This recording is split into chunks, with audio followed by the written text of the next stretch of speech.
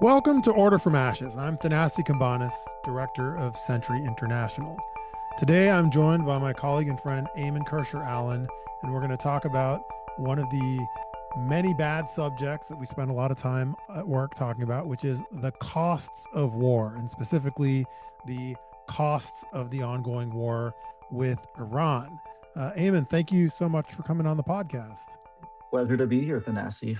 Long-time listener, first-time caller. Oh, that's And right. And you've wow. been editing this podcast since it was founded 100 plus episodes ago. So I'm glad you're finally on it. We published a piece by you at Century last week called "The Iran War's Forever Costs Will Far Exceed the Immediate Pain for Consumers." And I think Yeah. we're gonna spend this podcast talking about the ideas that you developed in that piece. And I think I want us to start not with the usual way where people like list incredibly expensive things or numbers of dead people as a way of sort of statistically bringing into relief the cost of war. And I want to start a little bit with your thinking, how you think about this question, because it's I think different from a lot of what I hear other people thinking about when we talk about the costs of war. Like, what do you think about? How do you think about the question of what a war costs? Yeah, it's such a big and complex topic. And like you said, most people want to talk about the short-term costs. And I'm very concerned and interested in those as well. But I think what I got into in my piece a little bit more are the long-term costs of war and how it actually changes the nature of our economy and gets us stuck in an economy that is ever forever oriented towards war making, which is not optimal. And you know, I think at the outset we should say also that there's a really strong moral imperative against this type of war and against many wars in general. And it's always a little uh, uncomfortable, even ridiculous, to be talking about the economic costs when there's this extremely persuasive moral reason that we should especially not be involved in this war in Iran right now. And I actually think that those things intersect, though, the moral and economic concerns when you look at the long-term costs even more than they do at the short-term costs. Yeah, I mean that's a great way to begin the framing because we like, for example, when we talk about universal public education, we don't say, well, if it costs a lot of money per student, like it's not worth it. Yeah, $30,000 per pupil per head, no way. We say this is a thing that we want to do as a society, and I think warmongers, in some ways correctly bring up this moral frame where they say like, what price is too high to turn back Hitler? And we'd say yeah, like, of course, if Hitler's coming, we'll spend whatever it takes to stop him. And that's not how we make our assessment of you know what this war costs. We start with our assessment that the war is wrong and bad, and then we right. ask the questions of what are the costs it imposes. So It's been interesting to see the administration try to turn the conversation that direction. How can you put a price on freedom when they haven't offered any justification for this war in any way? We can't even judge its justness by their own arguments because they haven't given us one. But that's exactly right. It is an immoral war, and that makes any costs that we incur should be questioned. All the more so when they're huge ones like what we're facing.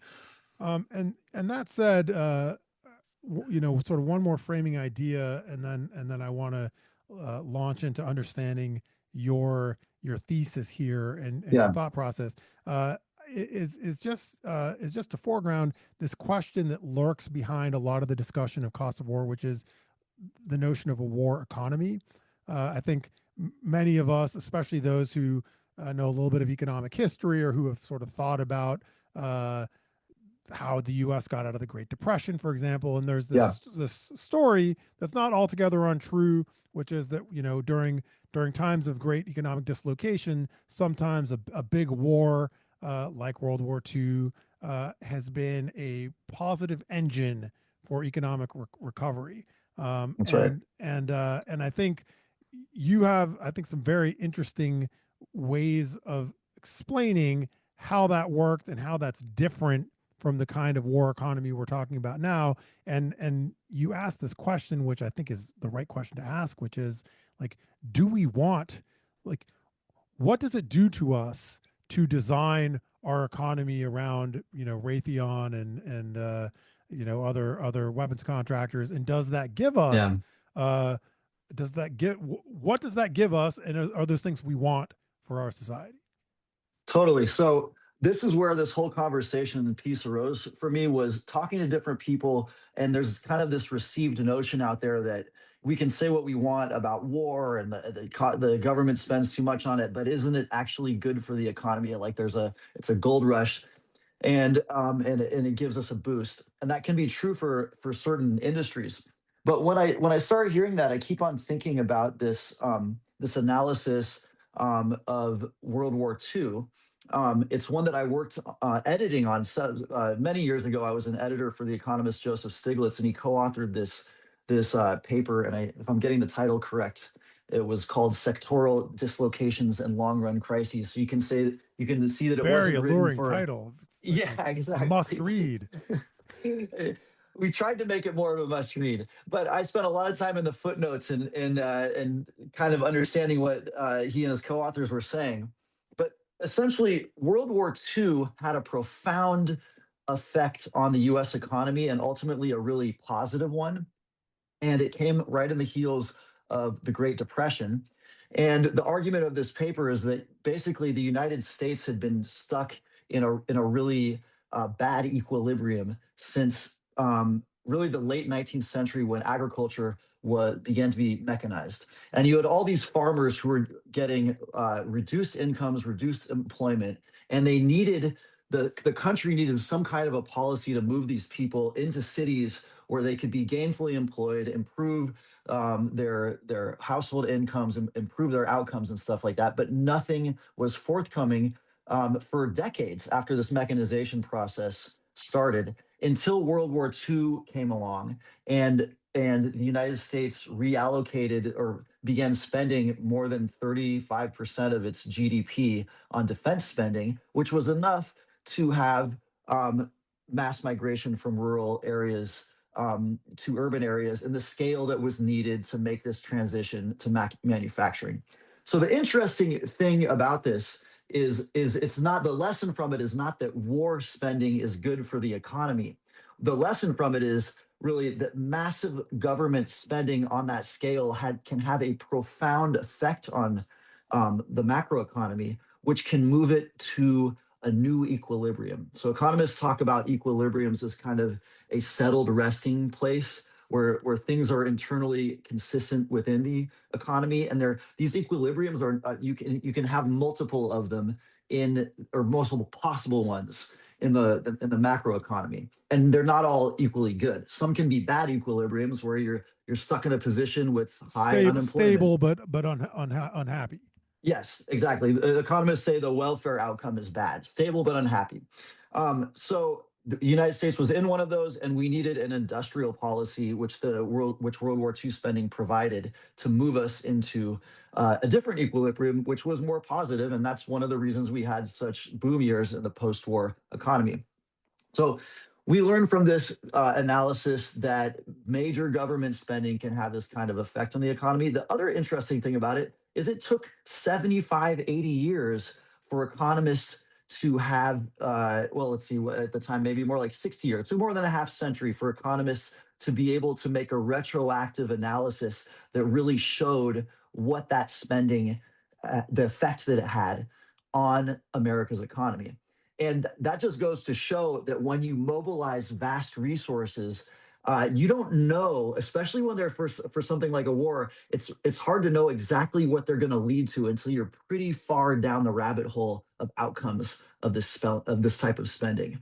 So So when that's we have the government now asking for $200 billion more for the Iran war, we're not going to know what that means in the next 3 to 6 months for our economy. These are going to be long run outcomes, but we can have an idea of what that means. And I think that's where things get really dark, when we start thinking about what a long term war economy looks like. yeah, and let's just for one more minute stay in chronological order Yeah. in the story that you began with World War II, because I think very quickly we're going to get to the present and start thinking about how to unpack these measurable, immeasurable, micro, macro costs. So you set the table very nicely and clearly with what happened around World War II.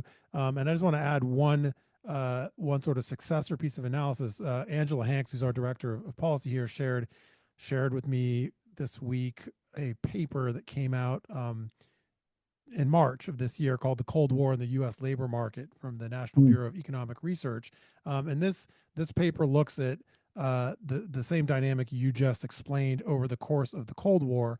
And what it found, unsurprisingly and sort of consistently with what you just said, is that for that period of time, let's say from 1945 to 1989, if that's when you date the Cold War, the United States, for much of it, had artificially tight labor markets because of the draft, Mm. which wasn't ended until the 70s, and also had at the time a much more manufacturing oriented economy. And so the military procurement process drove what was perceived to be a sort of boost in high quality manufacturing jobs, blue collar jobs, union jobs around the country. And I think this is super interesting because it's probably true at that time, and it stopped being true actually a longer time ago than people understand. So, Yeah. by the 70s you stop having the draft. By the 80s you really stop. The US is no longer built around factory jobs.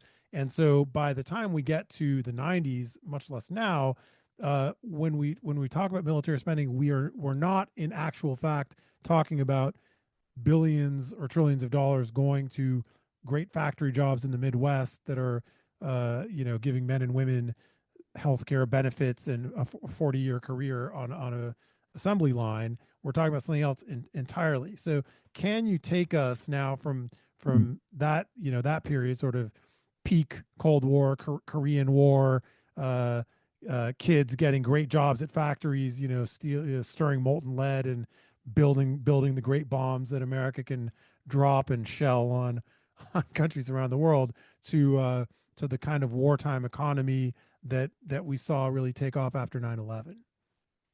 Yeah.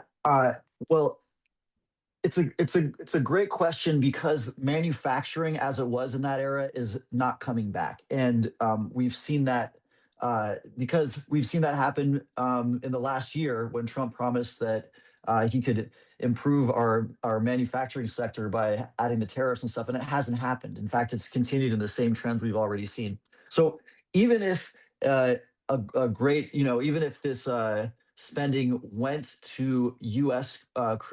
Production of weapons and stuff like that, the percentage of people that are employed in manufacturing has gone down so much that it would benefit a much smaller slice of the American workforce.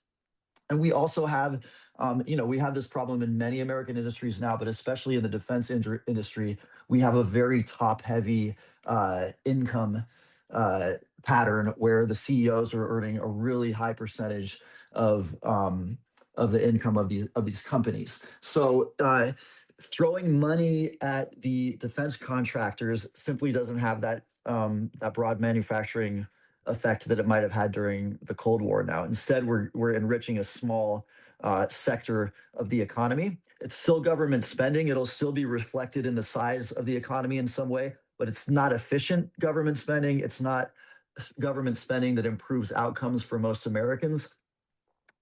It's probably not government spending that results in a lot of the most profound growth for the economy, and it might even because it's crowding out education, or rather investment in things that we actually care about, like education and health. And the green energy transition is probably going to be one of the uh, not so good ways that we could spend money as a government. That doesn't mean it's easy to get rid of, though, because there's constituencies that are invested in having these jobs, and there has to be a plan for them. And the more money that you spend on those jobs, the harder it is to get out of that pattern. So before we get into the crowding out, which is I think a really important insight from your argument, uh, can you clarify for the listeners a little bit this huge amount of defense money is going to? Because before we started this war with Iran, we already had the highest defense budget in history at $1 trillion, and now we're talking about 200 billion extra, and if history's any indication, that'll be just the beginning of a long cascade of requests. So where is that $1 trillion going in the U.S. economy? But I don't know if you saw, but the request for this year, the coming budget is even higher, right? $1.5 trillion, which, Oh for my perspective, God! yeah. I think I blocked that out because I it's like news I don't want to know. I looked it up and controlled, even adjusted for inflation, it's larger than the biggest military budget during World War II. Wow, so So, it actually costs more to do whatever it is we're doing today than it did yes, to stop Hitler. That's apparently. I mean, sobering. to be fair, as a percentage of our overall economy size, our GDP, it's a lot smaller than it was in those days. We topped out over 35% back in World War II, I think, if I have my numbers right, and it's still less than 5% of our GDP size now, which is pretty consistent with the post 9/11 years. It's completely like divorced from the reality of the security challenges that our country faces right now. To you know, the short answer to your question is I don't. I think we don't know for sure where all that money is going to, but it's going to defense contractors. It's going to some degree to operational expenses for the different wars that we're involved with. It's going for these missiles that cost $1 million a piece that you talked about on your last podcast with Bill Hartung, and it's puzzling because we've had so many recommendations in the last decades that we should be reorienting to have a leaner, faster U.S. military, and the opposite seems to be happening. Yeah, and I'm just Googling really quick because I had a question about personnel, and it seems like 25 to 40% of the total defense budget is personnel costs, including the civilian personnel. So Yeah. that's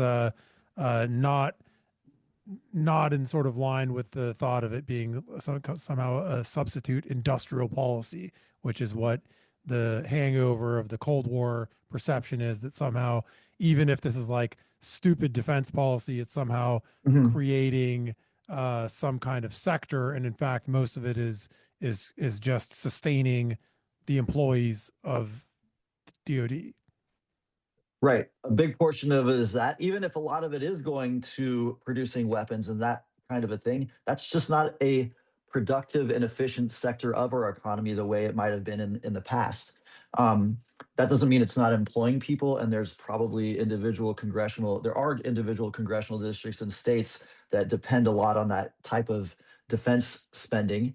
But that would money would be better spent on industries that are going to be helping our society. They can even be manufacturing industries, but they have to be forward-looking ones that are on the cutting edge of new technology and have priorities that are going to help us and our kids and our grandchildren, which certainly does not appear to be the case.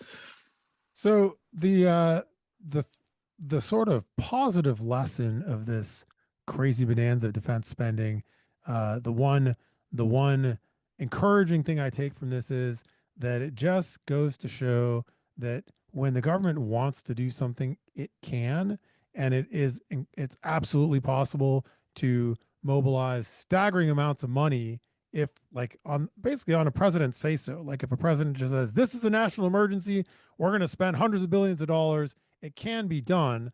Now, you and me might wish that would happen for like healthcare, or you name it, actual positive investment in societal well-being. And I want you to explain how the crowding out process works. How functionally, why does this defense spending mean that we can't actually spend money on good things? Mhm. Right. I share your slim sliver of hope here that we see that the government is capable of mobilizing, albeit for the wrong things. I really liked the anecdote that you had in your podcast that Bill Hartung gave in his last in the podcast he did with you on the cost of war a couple of weeks ago. Recommend going to our listeners to go check that out if you haven't. But he talked about he's like, if you are spending $1 billion on submarine production in Connecticut, and you take that away, you now have a bunch of unemployed machinists who you're going to try to find jobs for as greeters at casinos. And that's one example of why it's so hard to start changing the type of money that you spend once it's already out there. And you, of course, would want those machine, even if you prefer to have those to spend that money in education, then you'd have to retrain those machinists as elementary school teachers or as college professors, and that would imply a whole bunch of additional money. So from a political perspective, the easiest thing to do if you represent that constituency is to continue advocating for funding for submarine production. And we can see that that type of a pattern repeats itself over and over across the country to the point where it has its own momentum, and you have a new equilibrium of defense spending that's very hard to get out of, even if it's not producing good societal outcomes. And if you're missing out on a bunch of other things that that money could be spent on. Now, could the government decide, could the president decide that he wanted to have, he or she wanted to have super high defense spending and spending on a whole bunch of other social programs if he could get that through Congress and everything, or I guess do it by executive action as increasingly becomes the case? Evidently, yes, we could. The United States is in a particularly strong position to run up its debt because the US dollar is the currency of reserve Fiat currency currency of the throughout the whole world. world, right? Yeah. For And now, because we maybe print after this war, for that will now, be one of the yeah. casualties.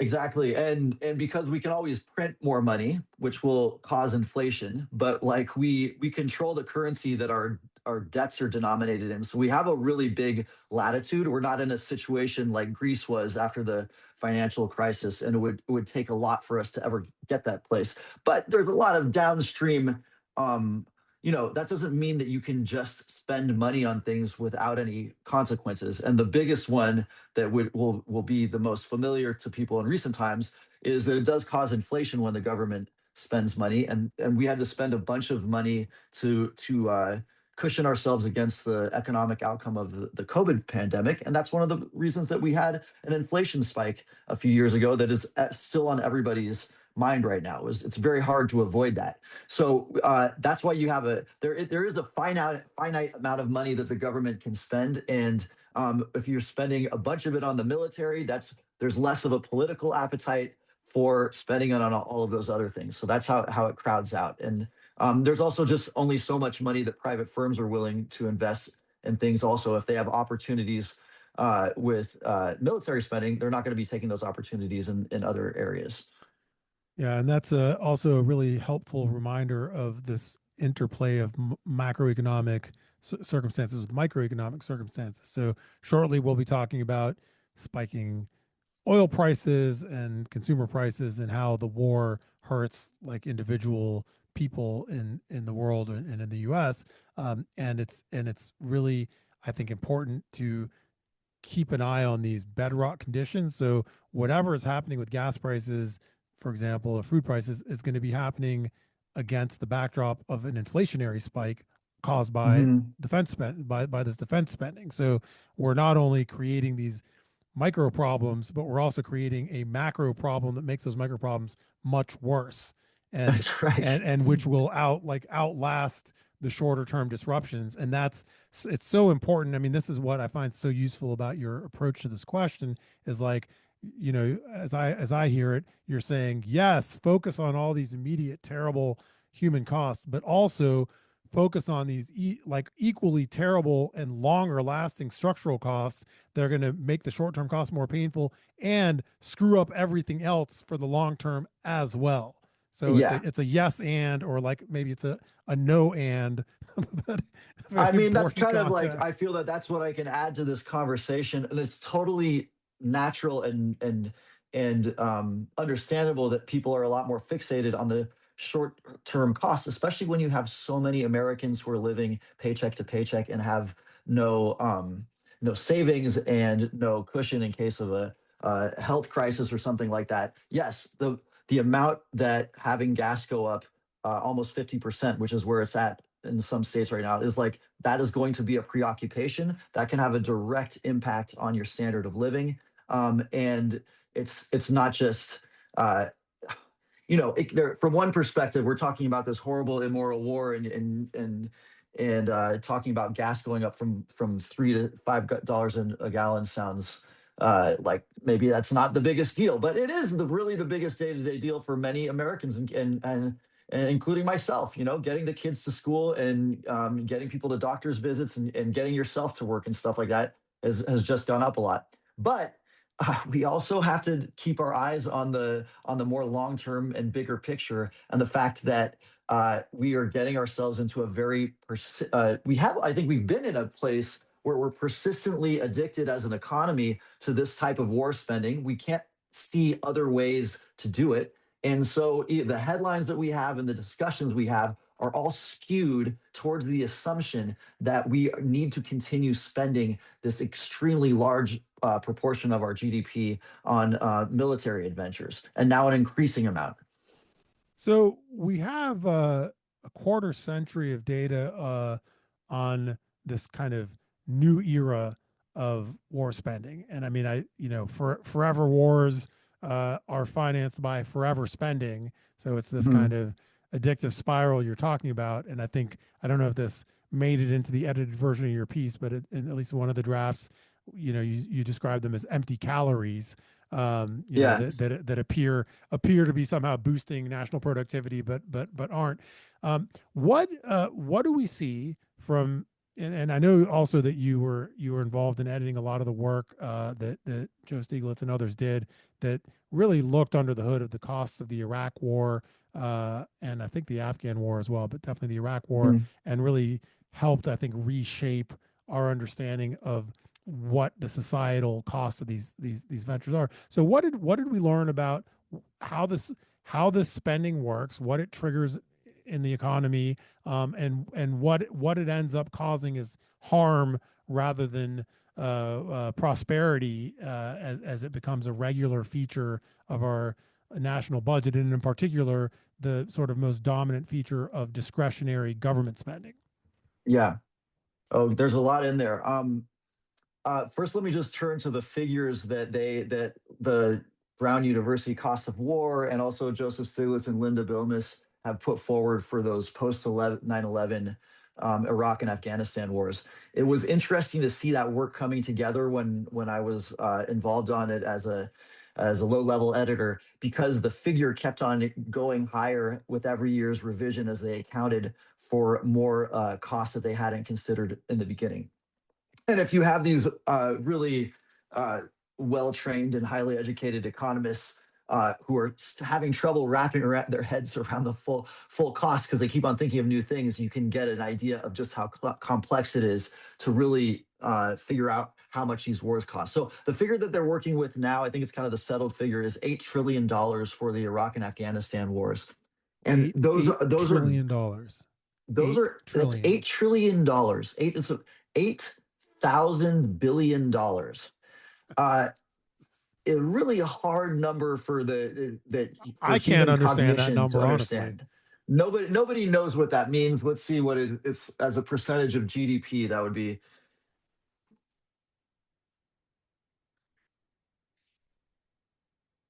so our we're around 30 plus trillion dollars GDP per year. So that's the entire size, a quarter of the entire size of the US economy, which is a really large amount. The way they come up with that figure is they look not only at the operational costs, which is we're at the early stage of operational costs for the Iran war right now. But the operational costs are what we pay for the weapons, for the logistics, for the payroll for people who are fighting the wars and managing the wars, right? But a bigger proportion is the money we spend on veteran care, which lasts for years and years and years, and is not even going to peak for those wars until 2050. So every year the bill is a little bit higher than the previous year. And you get stuck with that forever because these people gave their lives and their health to the war, and they and veterans are have an increasing proportion of people who fight in wars now require long-term care and have disabilities that need to be addressed and that type of thing. And then the other big cost is to pay the interest on the loans we take out to finance all these other things. So if we're going to buy into the idea that there's only a finite amount of money that the government has to spend on stuff, all of those $8 trillion are dollars that could have been spent on other things. And then we get into to understand in what sense they are empty calories or not. I think particularly the operational ones, when you have a huge percentage of payments to defense contracting companies are going to their CEOs, that means that more people, wealthy people, are getting a higher percentage of that money than if you would just distribute that money equally to Americans. You'd have more middle class people and poor people who are receiving dollars. And the thing about wealthier people is they don't tend to spend as much of their money. They tend to save a higher percentage of their money and invest it. And that means that you have less of an impact on the economy. So it's a pretty broad agreement. Well, there's some disagreement about it, but most of the economists that I listen to would argue that you can have a better effect on growing the economy by having a better distribution of outlays to Americans in general, rather than concentrating it in the hands of a few CEOs. And like a person who Yeah, makes $60,000 a year, if you give them a little bit of extra money, they're going to spend it and stimulate growth.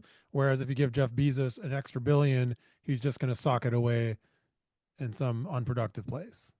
exactly. And that growth promotes, because it's compounded interest, it promotes more growth. And over the course of years and decades, that can lead to really divergent outcomes in the size of your economy, the average income that people have, and also inequality, which is a separate but related indicator.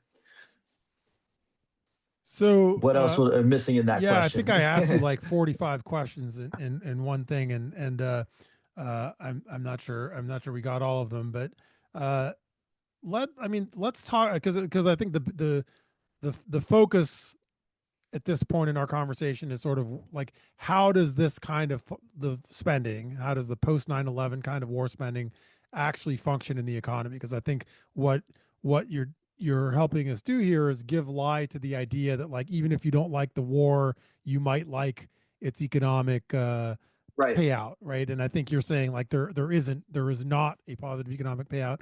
And so the question was, what is the deleterious impact? And a little bit you've said is the sort of forever spending on lingering healthcare. Are there other problematic and measurable consequences of this kind of spending on defense contractors that are part of this much lower labor surveillance industrial complex that the Yeah. sort of Boston Dynamics type of contractor represents? Well, I'm not sure that this has been quantified, or at least I haven't read it about it as much. But let's just consider even it's something that's been in the news in the last few weeks with Claude and rather Anthropic, their parent company, uh, refusing to cross a couple of red lines for their contract with the Department of Defense, because they didn't want their artificial intelligence technology to be used for autonomous killing or mass surveillance of Americans. Wow, it Really, turns out they had a tiny moral qualm left. yeah. And now they're being designated as a security threat by in retaliation. They say allegedly by the Department of Defense. Why is that such major news? Well, the big and meanwhile, OpenAI is working, picked up the slack there, right? So they would be happy to tap in after starting as a nonprofit, by the way. Um, it's big news because this is where all the money is for these firms. So it's like it's very, very hard to say no if you have a technology company to these giant contracts with the Department of Defense or defense related spending. And what that creates is it funnels you into further defense spending. And all of a sudden you have companies that didn't start out as defense companies being mainly defense companies. Like it's And all birds shoes that just pivoted to AI. Is the next thing we're going to find out their is next they're going step to be is, doing yeah. like targeting, AI targeting, because that's where the money is. It's I just thought if that's a possibility. Honestly, that's the type of thing that you see happening. Uh, if I have it correct, I believe Palantir did not start. This is a company that didn't start with the objective of mainly supporting mass surveillance and defense, but it's grown in that direction. And you could listen to the interviews of these AI CEOs and stuff like that, and rarely are they going to claim that this is their objective, but this is how incentives work. You these firms exist to make money, and they're going to follow the most lucrative and consistent and guaranteed pathways. And And and when you have persistent defense spending, that is the most guaranteed pathway. and the thought that leaps to mind as you say this is, uh, in contrast, during the sort of peak years after the Affordable Care Act, when there was a huge government investment in healthcare, a lot of money surged into much, I would say, more constructive versions of this type of economic activity, right? So you had, you know, companies cropping up that were trying to look at ways of streamlining medical records, trying to integrate medical billing and medical care in ways that might not Mhm. have ultimately helped us as individuals, but at least theoretically were about streamlining care outcomes. And that was because a huge amount of government investment was going into modernizing healthcare. When that money shifts to modernizing the deportation process, for example, or the criminalization of political speech, then those same minds, instead of looking at ways of like, uh, you know, seeing how we can better scoop up Eamon Kershaw Allen's medical records for his health benefits, instead we're looking at how we can, scoop vacuum up surveillance footage of Eamon Kershaw Allen to see if he's like criticizing the government so we can lock him up. That Don't do that. Yeah. Yeah. Yes. I mean, those are the examples you chose are great because we can say objectively that mass deportation is not good for the economy. It reduces our population and reduces the workforce. Besides being so utterly wrong, and squelching of free speech is also not good for the economy. It reduces the number of people who are investing and paying and exercising their free speech. And there's actually a way to quantify this that economists talk about, which is called the multiplier effect. And what it's like for every $1 that you spend on a particular thing in how much additional uh, money does it generate for the size of the economy in general. And I haven't prepared an analysis on the examples that you just gave, but I'm pretty certain that investing in people's healthcare has a good multiplier effect for all the reasons that you just said. Not only it has tangential industries that are also benefited, but also when you have healthier people, they work more hours, they miss fewer sick days, and so all of these things add up. And it means that dollar that the government spent goes a lot farther than it would otherwise. So if you spend money on mass surveillance in order to deport more people, yes, you will see in the formula for gross domestic product, which is the indicator that we use to measure the size of the economy, and includes government spending, investment, consumption, and exports in it. You will see an upwards blip in the government spending column because we spent more money on mass surveillance. But you're also going to see a downward blip or more in the consumption column because there are fewer people in the United States of America who are spending money on goods and services because they've been deported. And people, economists can debate about which one is bigger, but it's pretty clear that that's not a good. If you have an obvious downward pressure on consumption because of the quote unquote investment that you're making as a government, that's not a good government investment, and only underlines the fact that we should be against mass deportation for a variety of reasons, just as we should be against an unjust war for a variety of reasons. So, in the sort of final 10 minutes of this podcast, let's sort of drift towards the microeconomic and affordability components of the cost of this Yeah. war. And this is not the podcast where we're gonna list long, shocking, detailed stats of some of the crazy how many billions of dollars of bombs we dropped on day one, or exactly how recklessly and crazily we're raising the cost of jet fuel or regular gas by closing the Strait of Yeah. Hormuz. I think that's well trod ground. That's like the backdrop to what we're talking about. So I want to ask you a little bit about affordability, and also, I mean, the way I think about this, like, why does it matter?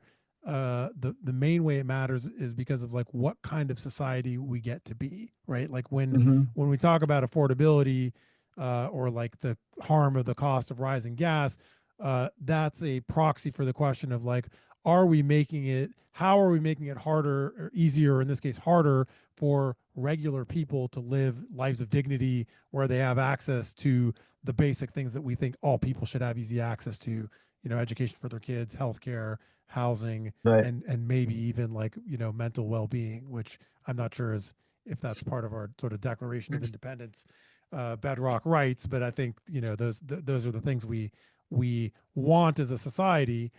So how is this war affecting the ability of people to live like either whole lives or just barely decent lives?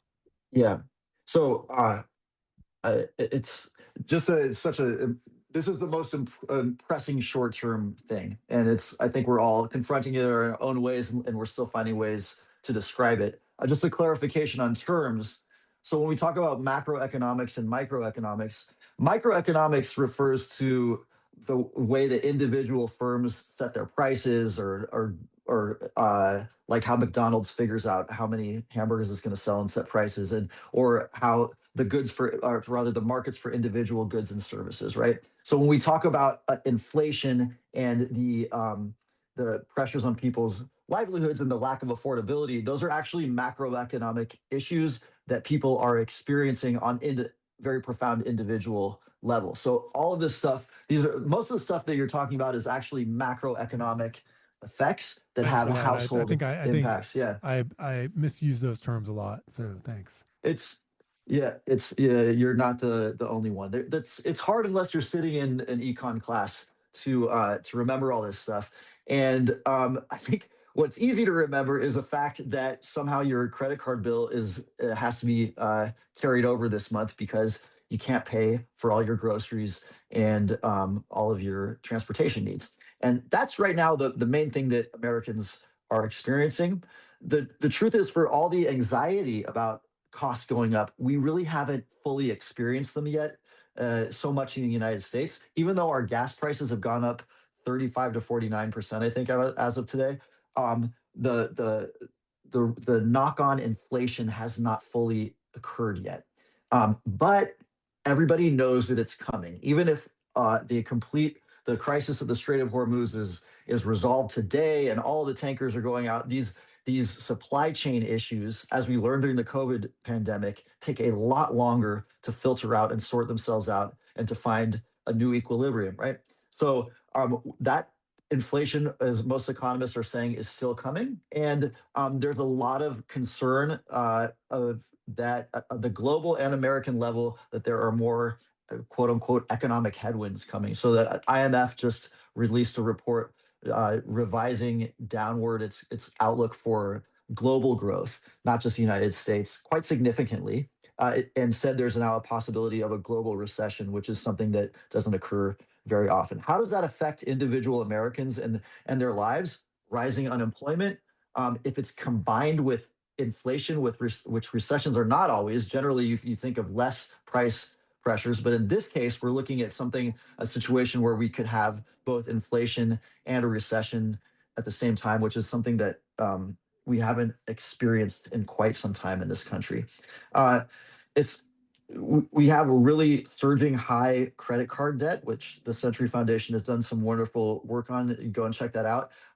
All those things those are kind of hidden crises right now because we still have at the precise moment, historically low unemployment rates. We're not in recession. inflation is ticking up because of the war, but hasn't skyrocketed yet. Imagine that all of those things start coming to fruitions from the war. You're going to see a lot of hidden crises coming out, coming more into the light, and people being unable to pay their credit card bills, and people losing their jobs. And combine that with the fact that we're having such a reduction in healthcare subsidies, I would expect to see uh, probably an increase in the type of uh, problems that we had after the financial crisis, when you had the U.S. Average expected life expectancy went down, and a lot of other social problems. So it's going to be we still have time to correct course if we can get out of this war, and if Congress can insist that we stop spending money on the war and start spending on better priorities. But the timeline for that is getting shorter all the time, and I think that's the reason why American consumer sentiment is so low. Whether people are really engaging with all the huge issues that we talked about today, or if they're just thinking about how they're, for some reason, their paycheck is not making it as far any longer, and it's the gas price is the one we're all the most aware of, but there's a lot of other things that fuel costs affect, including food prices. That's why people are feeling very shaky about the future, with very good reason, I think.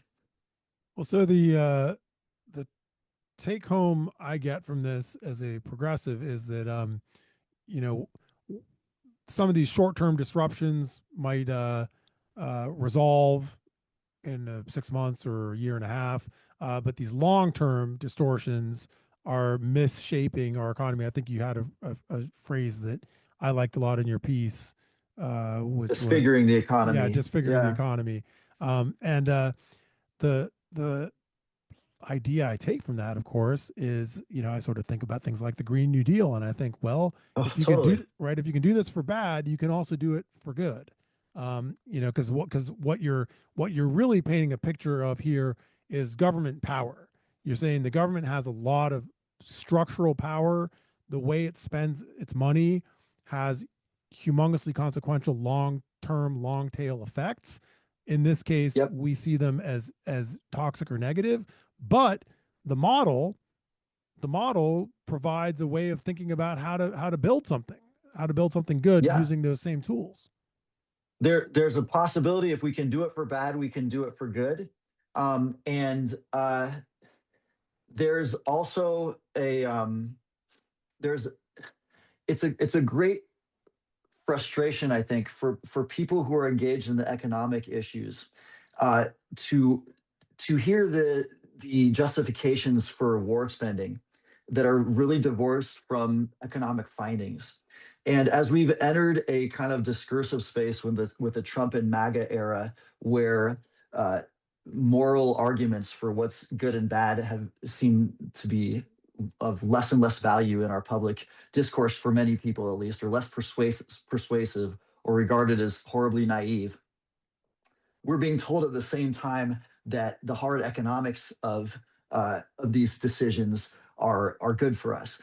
And that's just not the case. It's not a good way to spend money. And the longer that we continue spending on these like suboptimal outcomes, the more money we're going to have to spend in the future to get us into a different equilibrium. Because the more we get stuck in this particular equilibrium, the harder it's going to be to move to where we need to be. The same thing goes for climate change. I don't mean to get too off topic, but we talk about climate change as this as an ecological crisis, and it's so huge and abstract. But what it really is for the average person is life is going to get more expensive, and it's going to be, your insurance premiums are going to go up. Your food is going to be more expensive. It's not going to happen overnight. It's going to happen slowly. And as we will have to allocate really huge public resources in order to deal with that. We can do it in a reactionary, emergency based way and end up spending more and more money on FEMA, or we can do it in a more efficient way earlier and spend the money on big economic transition that needs to take place. The more we spend on war, the less we're going to be able to do that stuff. That's a very powerful point. And now I want to make a quick pedantic intervention since you are an Yes, editor. please. Did you mean reactionary or did you mean reactive? Oh, good point. Well, in this case, I meant, yeah, no, the reaction. Yeah, I meant reactive. Yes, I meant Okay. reactive. Thank All you. right. Busted. That's Since I got to correct you on macroeconomics, you get to correct me on that one. Yeah, well, it's been great talking to you about your work on this issue of the cost of war. I'm Thanasi Kambanis, director of Century International, and I've been talking to my friend and colleague Eamon Kirscher Allen, who's the editor in chief of Century International. You can read uh, his piece, "The Iran War's Forever Costs Will Far Exceed the Immediate Pain for Consumers," at tcf.org, the Century Foundation's website. And we're going to be tracking the long term costs of this reckless war for a long time to come. And I think we're going to try and keep our eyes as much as possible on not just the laundry list of lives lost, people harmed, communities destroyed, and livelihoods impacted, but these sort of long term structural distortions that we and the rest of the world are going to be living with for, I think, a couple of generations. absolutely. And sadly, this issue is not going anywhere. It's only going to become more relevant. And I hope that something that we can touch on in future pieces and episodes is what war means for the economies of the countries we're warring upon right now, and what it means to destroy for the long term outcome when you destroy countries' infrastructure and stuff like that. Because as much as we might wish it otherwise, all the economies of the world are connected right now. So that affects us also, Mm. and it affects our security as well. And one structural implication that we briefly touched on, but I think is going to merits a whole podcast of its own is alternatives to the U.S. Currency as the global fiat currency. I think the this war has finally given a lot of momentum to other countries around the world that have long been looking for alternative financial tools to de-dollarize parts of the global economy, and that's going to maybe be good for them and bad for the U.S. But that might be a podcast we do this summer.